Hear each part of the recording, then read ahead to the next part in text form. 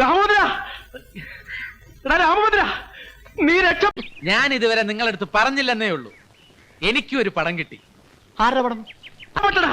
നിനക്കിനി ധൈര്യമായിട്ട് പ്രേമിക്കാം, ആരെ വേണമെങ്കിലും കല്യാണം കഴിക്കാം. ഇനി നിന്റെ അച്ഛനോ നിന്റെ ശശിയുടെ. ശശി സാറിന് പടം എങ്ങനെ ഒത്തടാ? ഞാനിന്ന് വെട്ടിയെടുത്തതാ. പുള്ളിക്കാരൻ ചിരിച്ചുകൊണ്ടിരിക്കുന്ന ഒരു പടം. ഏട്ടന്മാർക്കോ നിന്നെ ഒരു ചുക്കും ചെയ്യാൻ പറ്റില്ല. അന്ന് കല്യാണ കാര്യം പറഞ്ഞു തന്നപ്പോ ഏറ്റവും കൂടുതൽ ബഹളം ഉണ്ടാക്കി ആരാ? നിന്റെ സാമ്യത്തല്ലേ?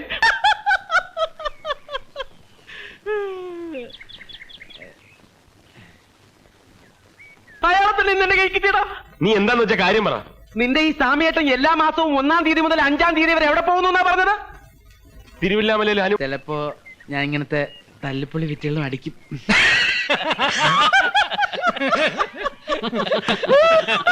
ജപം ഇരിക്കേ ഉണ്ട. അയാൾ അയാളുടെ ഭാര്യ വീട്ടിൽ പോകുന്നതാടാ. ആ, അയാൾ കല്യാണം കഴിച്ചാടാ. Morning doctor. Good morning. എന്താ ദേവികറാണി, ഡ്യൂട്ടി ഒക്കെ കഴിഞ്ഞോ? നൈറ്റ് ഡ്യൂട്ടി ആയിരുന്നു, കഴിഞ്ഞു. വല്ലപ്പോഴും ഉള്ള ഈ നൈറ്റ് ഡ്യൂട്ടി 7 കൊല്ലമായി കല്യാണം കഴിച്ചിട്ട് 7 കൊല്ലം ഭാര്യ മക്കളെ രഹസ്യമായി താമസിപ്പിച്ചിരിക്കുക. നമ്മുടെ സാമയുടെ കാര്യം തന്നെയാണോ നീ പറയുന്നത്? അയാൾ നല്ലതാ. മൊത്തത്തിലുള്ള ഈ ഹെവി ബ്യൂട്ടി ഒന്ന് സ്ലിം ബ്യൂട്ടി ആയി കിട്ടും. ഇനി എന്നാണ് ഡേ ഡ്യൂട്ടി? മറ്റേട്ടനല്ല, ആസാമിയേട്ടനാ. തിരുവില്ലാമലയിലേക്കെന്നും പറഞ്ഞ അയാൾ പോണതേ തിരുവല്ലയിലേക്കാ. അവിടുത്തെ കാര്യം ഒരു കൊച്ചമ്മടി ടീച്ചർ അയാളുടെ ഭാര്യ. അയ്യോ, അന്ന് എനിക്ക് ഓഫ് ഡ്യൂട്ടി ആണല്ലോ. നഴ്സിന് നൈറ്റ് ഡ്യൂട്ടി ഉള്ളപ്പോ എനിക്ക് ഡേ ഡ്യൂട്ടി, നഴ്സിന് ഡേ ഡ്യൂട്ടി ഉള്ളപ്പോ എനിക്ക് ഓഫ് ഡ്യൂട്ടി, അങ്ങനെ മൊത്തത്തിൽ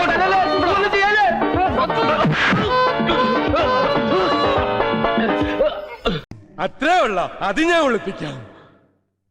ആരും അറിയരുത് അത് നിന്റെ കയ്യിലുണ്ടെന്ന്. ഒളിപ്പിച്ച് കഴിഞ്ഞ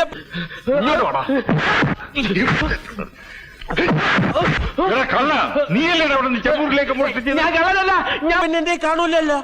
എങ്കിലും അത് നിന്റെ കയ്യിലാണല്ലോ ഉണ്ടാവുക. എന്റെ കയ്യിലില്ലല്ലോ, ഞാൻ ഒളിപ്പിച്ച് കഴിഞ്ഞില്ലേ. എടാ നിന്റെ ഇവിടത്തെ മാലുവിന്റെ ക്ലാസ്സിൽ പഠിക്കുന്ന മായൻകുട്ടി കയ്യിൽ വന്നതിന് ശേഷമുള്ള അത് ഒളിപ്പിച്ചു വെക്കുക. ഒളിപ്പിച്ച് കഴിഞ്ഞ പിന്നെ എന്റെ കാണൂലല്ലോ. എടാ കഴുത താക്കോൽ എവിടെ നിനക്ക് അറിയില്ലേ? മരുന്ന് മാലുവിന്റെ കയ്യിൽ നിന്ന് ഞാനൊരു പുസ്തകം മേടിക്കാൻ വന്നാണ്. പുസ്തകം മേടിക്കാൻ മധുരഞ്ചാരിയാ വരണത്.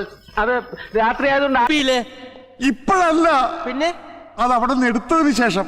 അപ്പൊ എന്റെ കയ്യില് പിന്നെ ഞാനത് ഒളിപ്പിച്ചു വെക്കുവോ? ആരെയും വിളിച്ച് ശല്യപ്പെടുത്തണ്ടെന്ന് വിചാരിച്ച.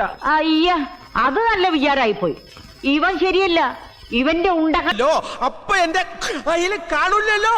എടാ നിന്റെ കയ്യിലുള്ളത് കൊണ്ടല്ലേ നീ അത് ഒളിപ്പിക്കുന്നത്. ഒളിപ്പിച്ചു വെക്കുന്നുണ്ടല്ലേ, കയ്യിലില്ല. കണ്ടാലറിയാം, കള്ള ലക്ഷണമുണ്ട്. അല്ലോ, ഇത് കള്ള ലക്ഷണമല്ല, ജന്മനാ ഉള്ളതാണ്. വീട്ടില് ബാപ്പയ്ക്കും ഉമ്മയ്ക്കും ഒക്കെ ഉണ്ട്. എന്റെ ദൈവമേ, അത് പറഞ്ഞത്. നീ ഒളിപ്പിക്കുമ്പോ നിനക്കറിയാലോ അത് നിന്റെ കയ്യിലുണ്ടെന്ന്. അതാരും അറിയരുതെന്നാ പറഞ്ഞത്. എന്റെ കയ്യിലുണ്ട്. ഇപ്പൊ കുടുംബടക്കം കള്ളന്മാരാണ്. വിടരുതരവനെ പിടിച്ചു പോലീസിലേപ്പിക്കും. എങ്കിലല്ലേ അച്ചായ എന്റെ കയ്യിലുണ്ടെന്ന് ആൾക്കാരറിയൂ. എന്റെ കയ്യിലില്ലല്ലോ, ഞാൻ ഒളിപ്പിച്ചു വെച്ചു. അതിനുമുമ്പ് നിങ്ങൾ മാലുവിനെ ഒന്ന് വിളിച്ച് ചോദിച്ചു നോക്ക്. എന്നിട്ട് പോലീസിനെയോ പട്ടാളത്തിനോ വിളിച്ചോ. മാലു, ഇപ്പൊ താക്കോൽ അവിടെ ഉണ്ട്. മരുന്ന് കയ്യില് അവിടെ വെച്ചേക്ക്, അവിടെ ഇരിക്കട്ടെ, അവിടെ ഇരിക്കട്ടെ, അവിടെ വെച്ചേക്ക്. കണ്ടിട്ട് മലയാളിയാണെന്ന് തോന്നുന്നു. അതെ സർ. എന്നാൽ ഞാനൊരു ഭയങ്കര രഹസ്യം പറയട്ടെ, ഞാനും ഒരു മലയാളിയാ.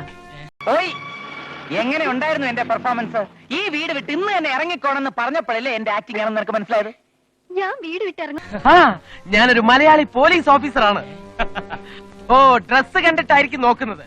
കള്ളക്കടത്തുകാരനാണെന്ന് മറ്റുള്ളവരെ തെറ്റെന്ന് പറഞ്ഞപ്പോ ബാലേട്ടനൊന്നും ഞെട്ടിയില്ലേ? ആ പെർഫോമൻസ് എങ്ങനെ ഉണ്ടായിരുന്നു? അത് കളിക്ക്. താങ്ക്സ്. ധരിപ്പിക്കാൻ വേണ്ടി ഞാൻ മനഃപൂർവ്വം ഇട്ടിരിക്കുന്നതാ.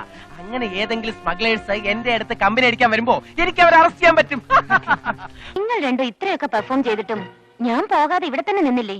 അതല്ലേ ഇതിനേക്കാളും ഗംഭീരമായത്? അതെ അതെ. പിന്നെ നിങ്ങൾ ഈ ടാക്സിക്കാർക്കും റിക്ഷക്കാർക്കും ഓട്ടോക്കാർക്കും ഒക്കെ കുറ്റാന്വേഷണത്തിൽ ഞങ്ങളെ വളരെയധികം സഹായിക്കാൻ പറ്റും. ഈ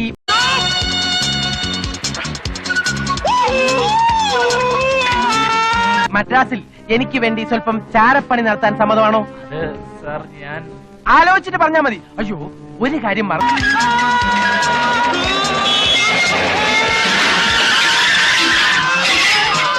ഞാൻ ക്രിക്കറ്റ് പ്ലെയറാ. കപിൽ ദേവന്റെ ഫ്രണ്ടാ. ബൗളിംഗ് കാണണം. ഒന്നുപോയി. മദ്രാസിൽ വന്നാൽ ഉടൻ തമിഴ്നാട് പോലീസ് അതോറിറ്റീസുമായി ബന്ധപ്പെടണമെന്നാണ് നിയമം. I M A police officer. എനിക്കൊരു അർജന്റ് ഫോൺ കോൾ ചെയ്യണം. Don't move! I said don't play with gun behind fire! I'll shoot you! ഹ, ഈ ക്യൂ നിയമം ഉണ്ടാക്കിയിരിക്കുന്നതന്നെ പോലീസുകാരാ. ഞങ്ങൾക്ക് എന്തോന്ന് ക്യൂ?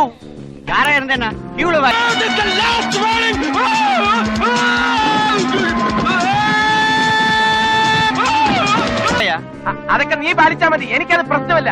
നീ പേഴ്സണല്ല, ഞാൻ ഓഫീഷ്യലാ. അയ്യോ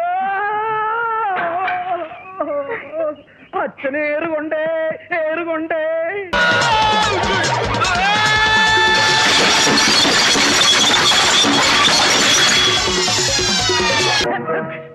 കൊല്ലാൻ നടക്കാണ്. കീ എടുക്കാൻ മറന്നു. ഏത് കീ? എന്ത് കീ?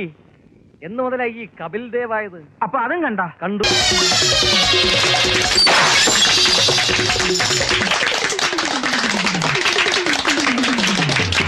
കുളിക്കാൻ കയറാന്ന് പറഞ്ഞിട്ട് ഞാൻ കുളിച്ചോളാം. രാവിലെ മഞ്ജു, ഉച്ചയ്ക്ക് രാധ, വൈകുന്നേരം ഷീല, അതൊക്കെ പോരെ? ഇതിലും കൂടെ കയറി മാന്ത.